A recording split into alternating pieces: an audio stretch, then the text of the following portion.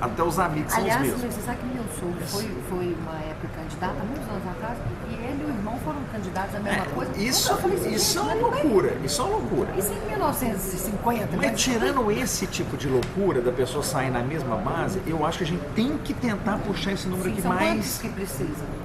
Nós podemos ter 61 candidatos. Historicamente, o Novo elimina um candidato e meio para cada 2,5. Ou seja, a gente aproveita um de 2,5. Então, eu estou fazendo a conta que a gente precisava ter 150 inscritos no processo seletivo.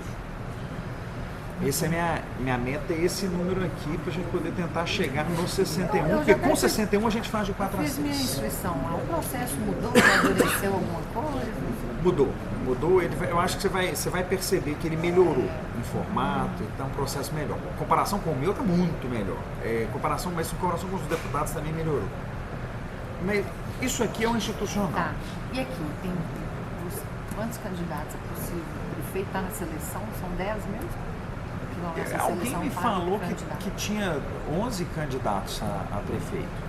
Mas eu não estou até muito preocupado com isso, não. Assim, eu acho que seja lá como caminhar a questão da prefeitura. Não, você pessoalmente sim, né? Você tem 1000 caminhos pela eu não sei, eu ainda estou há 30 dias do final do meu prazo de decisão, né, do que eu vou fazer. Mas... E você saindo como vereador, se for o caso, ajuda todo mundo. Ajuda, eu acho que se eu for candidato a vereador, eu tenho um compromisso que é o de ajudar a gente a mapear a cidade, para eu ajudar a pedir voto para os outros vereadores, para eu não ficar comendo voto dos outros. Sim.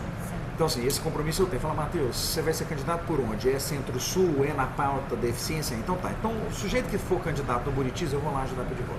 O sujeito que for...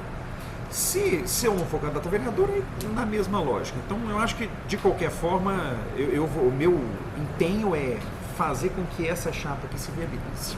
E essa bancada se concretize também. Porque seria maravilhoso. Isso tem condição de... Isso muda a cara da Câmara Municipal. Muda? Completamente. Como que mudou? Só você. Exatamente. Né? Agora, eu acho que quando a gente passa para o pessoal, são outras 3 perguntas que a gente tem de responder. A primeira delas é uma pergunta que eu acho que, para a gente estar aqui conversando, você já superou essa pergunta, que é o da vontade. A pessoa tem que querer. Porque não adianta, gente, as pessoas, tem gente que fala de política às vezes e parece que a pessoa acha que ela vai ser ungida, elevada à condição de eleito. Fala, olha, gente, tem que querer, um negócio assim. Olha, não tem profissão mais desgastante. Você sabe disso porque tem mas, histórico do seu pai. Você não tem razão, você está aqui jantando com sua mulher, você não tem sossego, né? Então assim, é uma escolha, né? E o voto demanda que você peça no voto. Então, assim, o sujeito achar que vão escolher vai porque cair, ele é bonito, né? meu filho, ninguém vai votar em você porque você é bom, não. Sim. Vai votar em você porque você pediu o voto e aí você prova que ele é bom. Sim. A vontade é primeiro. O segundo ponto é o ponto do apoio, que eu falo familiar, mas não é familiar no sentido estrito, não. É o entorno da pessoa tem que estar confortável. Porque eu também acho que no seu caso, o seu contorno deve estar mais confortável que você a essa altura. Não, o pior é meu marido, né? Que sempre me segurou. Agora, de uns tempos pra cá, ele já deve estar criticando os discursos que eu faço pro Renova. Eu falei assim, corrige aqui pra mim. Aí ele tá corrigindo. Quando ele começou a corrigir, eu falei, pronto. Já deu. Ô, Cris, você sabe que isso é importantíssimo porque campanha é um negócio solitário. Mandato não é, mas a campanha é. Você acha? Mais do que o mandato? Eu acho. Eu acho porque, no fundo, existe uma dúvida, uma ansiedade que só acaba no dia da eleição. Sim. E que você dorme com ela de noite. As outras pessoas que estão trabalhando com você fora, elas estão cuidando da vida delas. Você está pensando, gente, e se... Onde é que eu vou conseguir mais 2 votos? Hoje minha mãe me apoia muito, porque viveu política com meu pai, ela gosta de política. Ela falou assim, eu achei que ela fosse me podar.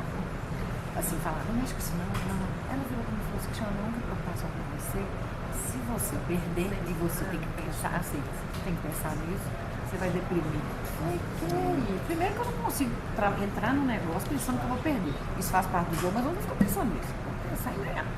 E segundo, se eu deprimir, eu volto pra praia, fico um mês e volto e tá tudo certo.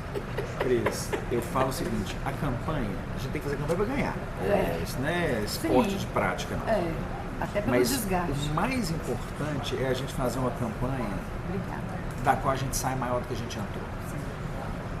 Vitorioso, se possível, mas se for para não ser vitorioso, não pode ter regredido em consideração. E aí tem a ver com o terceiro ponto, que é esse daqui. Eu acho que esse é o desafio de todo mundo até o dia que começa a campanha, que é o desafio do público. Sim. Para quem eu vou estar falando? Porque um candidato a majoritário fala para todo mundo. Os candidatos a proporcional não falam para todo mundo.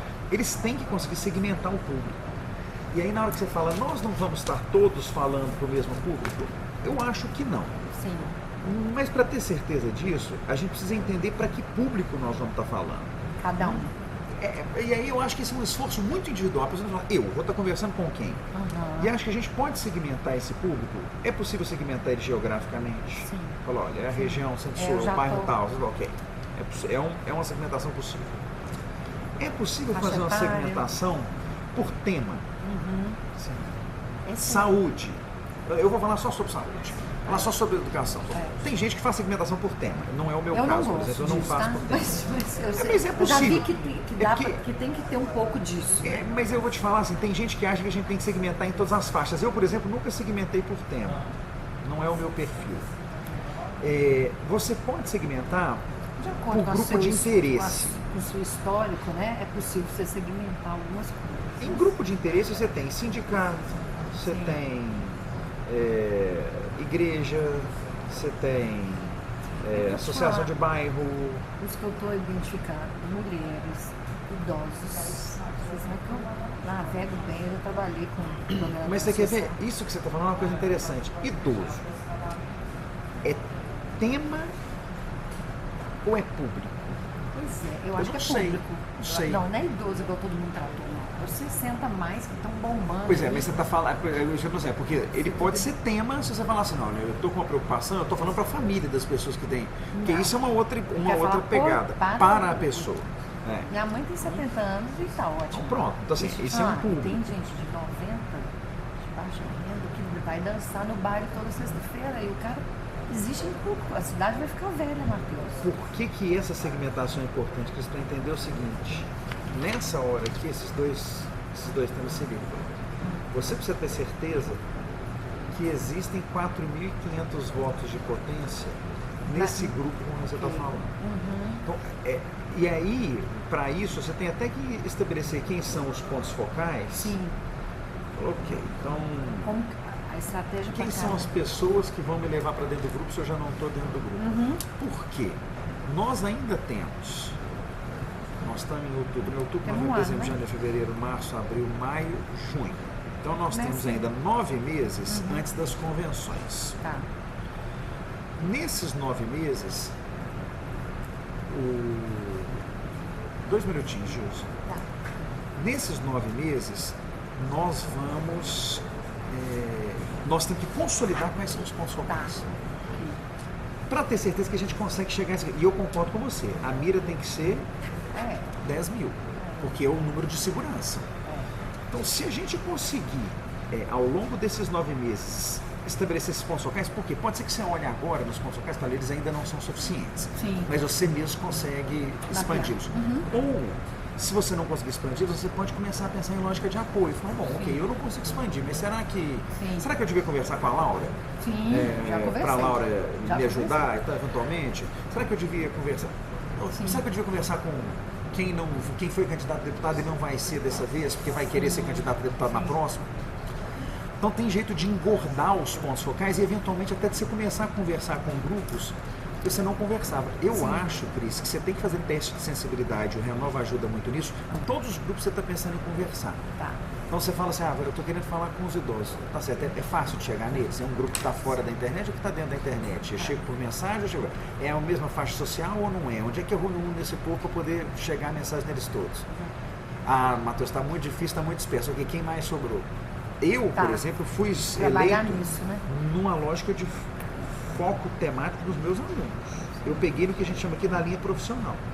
Eu peguei o que eu faço e conversei lá. Os meus alunos são centrais na minha carreira política, centrais. Não era possível ser eleito sem eles. Eu acho que você precisa fazer o seu mapa, entender o tamanho dele e testá-los, Cris. Nós temos tempo para fazer. Testar como? tenta organizar uma reunião. Encontrar. Se a reunião roda, fala, bom, se eu conseguir reunir 20 pessoas aqui, eles podem ser pontos